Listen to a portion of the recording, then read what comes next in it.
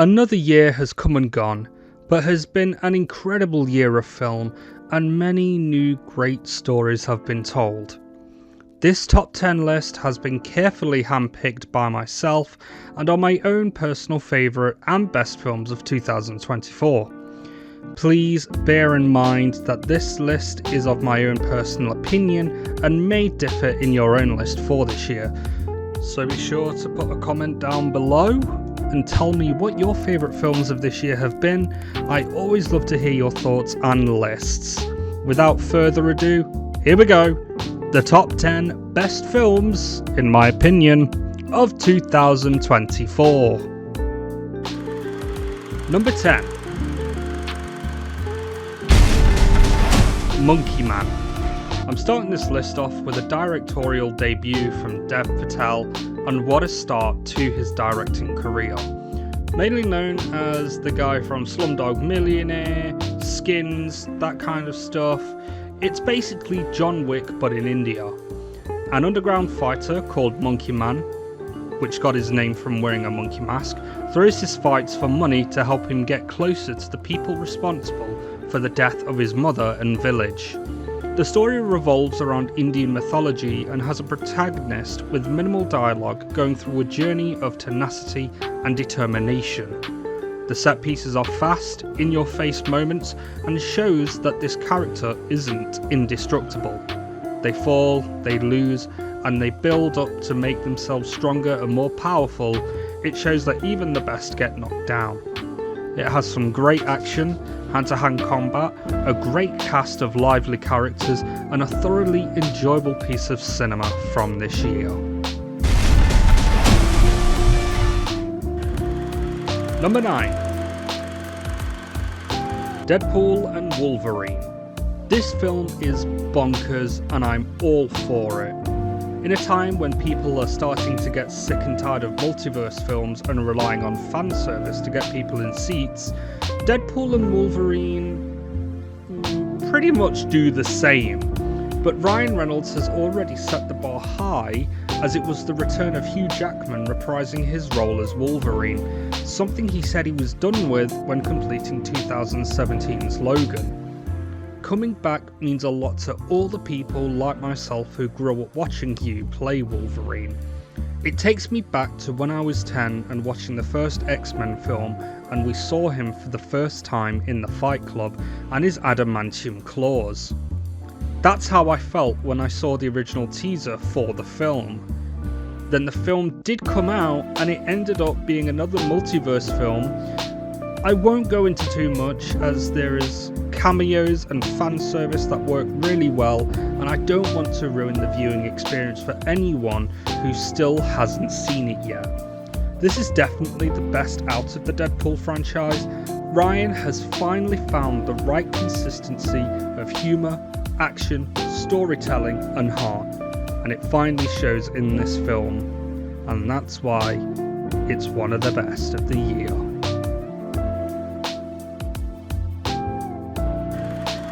Number 8. The Substance. This is a modern day David Cronenberg film that builds on what makes his films so memorable, and a term I like to call gooey. Demi Moore plays a TV personality who is inevitably growing older with the passage of time, wanting to maintain her youth. The director's previous film Revenge set the groundwork for their future career, to which also won Best Screenplay at Cannes, but ultimately follows is body horror dialed up to 11. The film gets many inspirations from 80s and 90s splatter pictures like Brian Yuzna's Society, but also many other films shaped the cinematography for The Substance. It's like a classic Jekyll and Hyde story of someone with two separate sides, splitting the old with the new. It's a brilliant piece of cinema from its acting to editing, and again, its cinematography. It's dark, it's surreal, with amazing special effects, and sets a new precedence. The Substance is a satirical and dark look at the price of youth. Number 7. The Holdovers. They really don't make them like they used to. Words uttered of a bygone era of filmmaking, and Alexander Payne's comedy drama stars Paul Giamatti as a no-nonsense alcoholic teacher at an American boarding school, and the shenanigans they get up to over the holiday period whilst everyone else is enjoying time with their families. Angus Tully is one of those people left behind. What follows is a character study of an elderly man learning to open up and relax a little, when one of the best times of the year there are people out there that always need help and a little joy in their lives. With a great 1970s feel with its set pieces, brown sepia style colours and heartwarming story of learning to let go and just have fun with taking life a little less seriously. The chemistry between Paul Giamatti and Dominic Sessa is brilliant. With Angus's mischief making and Hunnam's strict protocol, it breeds some funny and heartwarming moments. With a timeless feel, great characters and a master of character studies with Alexander Payne's directing, The Holdovers is a joy to experience. The Holdovers. Number 6. Heretic. Horror has, for the most part, been about the connection of an evil entity that eventually ends up having something to do with the devil. Longlegs, I'm looking in your direction. Heretic almost changes the formula of what we know when it comes to holy horror. 2 Mormon missionaries are going around a small town to spread the word of their religion, to which they end up at the home of Mr. Reed, played beautifully and brilliantly and pretty much evilly by Hugh Grant, in a very rare role of playing the villain rather than being the awkward British heartthrob he played in the 90s. What starts out as a simple conversation about religion and belief turns sinister, and a game based on belief is set into action. Beautiful cinematography, amazing performances from the female leads played by Sophie Thatcher and Chloe East respectively. Heretic amps up the fear, claustrophobia of a deadly game of cat and mouse and what it really means to have your faith tested. Number 5. Civil War. Alex Garland has truly made a name for himself as a filmmaker. Starting out as a writer for the films Sunshine, Dread, and... wait, DMC? What did he say? I know DMC wasn't to everyone's liking, but you know what? I loved the story and the gameplay was actually really fun. Anyway, Civil War was his 4th film after 2022's horror Men. Set in a not too distant future, it centres around a photojournalist played by Kirsten Dunst going across a war-torn America in the midst of a civil war caused by a dictator of a president portrayed by a cold, callous Nick Offerman. Yeah, Ron Swanson, that guy. It feels all too real, set out like a documentary as we follow the group of people intended of storming the Capitol to reclaim their America of old. With a scene that rivals any work of horror with an unforgettable performance from Jesse Plemons. It's eerie, haunting, and a powerful piece of cinema. Civil War was and is a stark cautionary tale of something that could happen. Just remember, Civil War is a work of fiction.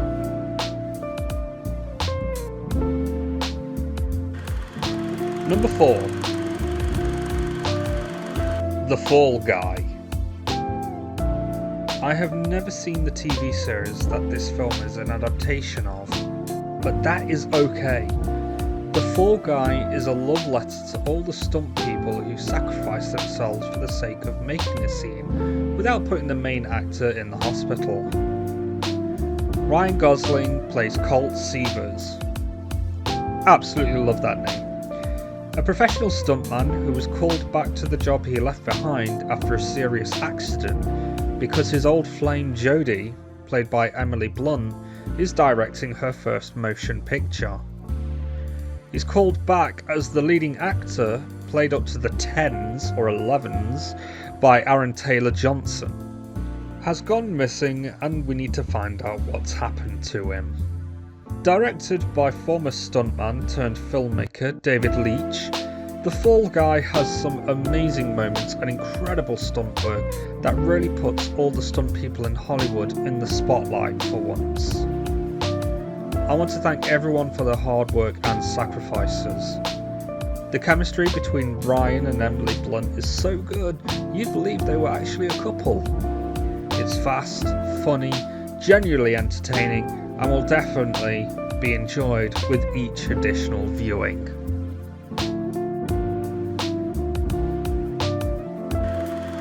Number 3. Twilight of the Warriors Walled In.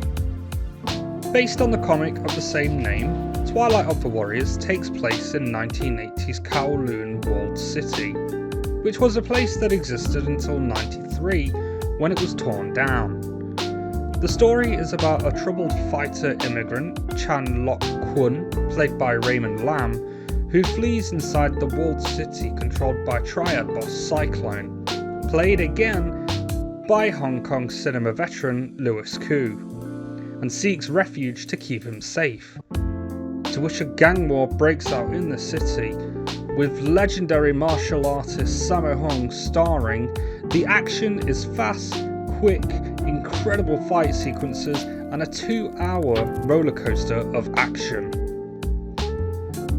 The characters' interactions and chemistry is believable, starting as strangers and ending as brothers. If you ever see one action film from the year 2024, make it this one. Trust me. Bring your energy though, as you will be tired after the film finishes.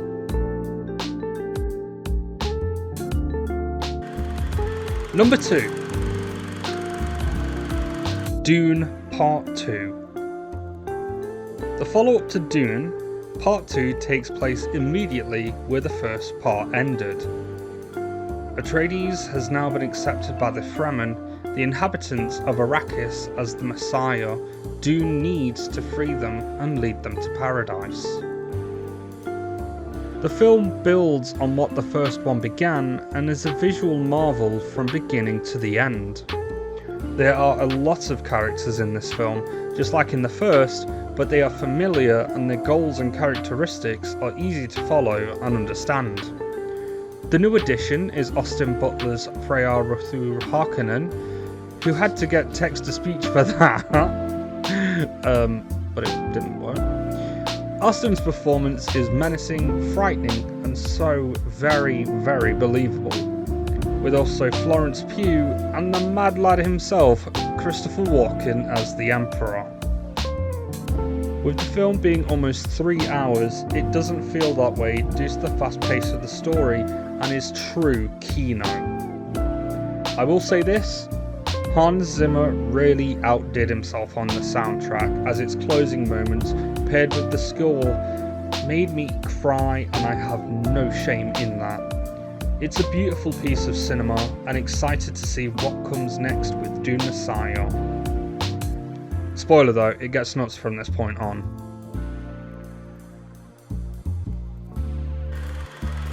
Number 1. Perfect Days. Technically, this film is from 2023, but was only released in the UK in 2024. While there are several films that deal with the nature of loneliness, it's Wim Wenders' Perfect Days alone that dares us to embrace it rather than fear it. This film captivated me like no other. Dune had the ability to make me cry, but Perfect Days made me cry a river.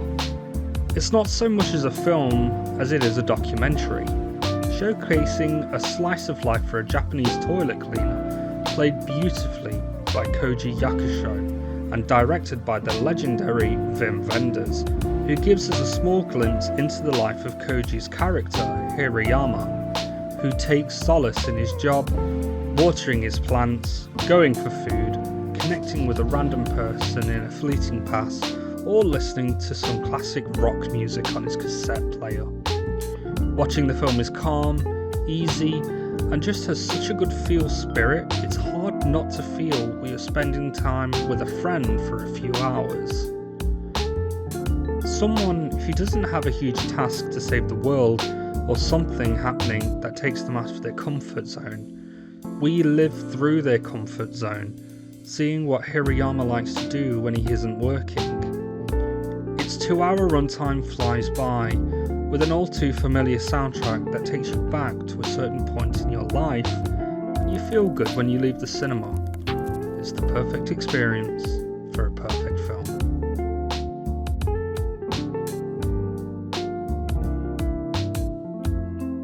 And yeah, that's my top 10 films of 2024. Did any of your favourites appear in this list?